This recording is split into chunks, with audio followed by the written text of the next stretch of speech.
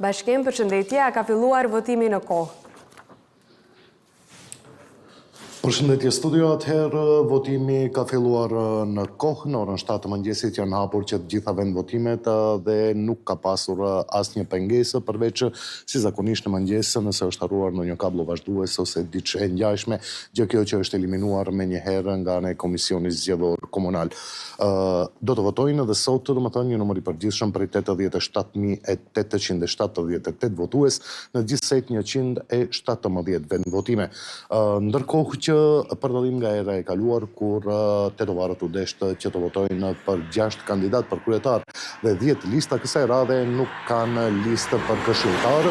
po do të votojnë vetëm për 2 kandidatë për kryetar komunash. Për më tepër për atë se si ka vajtur procesi i votimit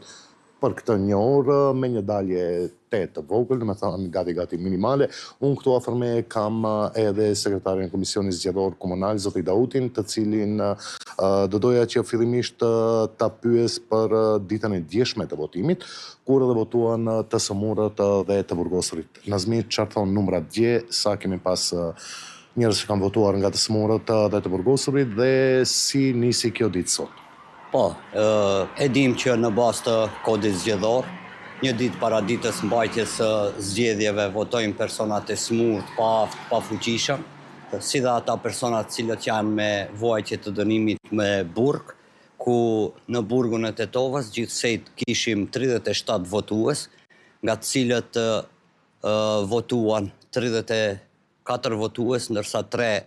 nuk votuan, ndërsa gjithsej kërkesa për personat të smur dhe të paaft, cilët të drejtën e tyre të votës e kanë realizuar një ditë para ditës mbajtjes së zgjedhjeve, ka qenë 213 personat të smur dhe të paaft, cilët kanë bërë kërkesë dhe është miratuar nga ana e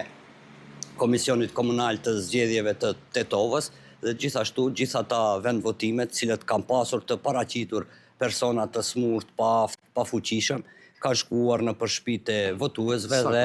kanë realizuar të drejtën e votës. Nga gjithsej 213 votues të paraqitur, të drejtën e votës e kanë realizuar 208 votues, ndërsa 5 nuk e kanë realizuar. Dhe sa i përket ditës së sotme, Komisioni Komunal i Zgjedhjeve është në komunikim të vazhdueshëm me gjithë kryetarët apo zëvendës kryetarët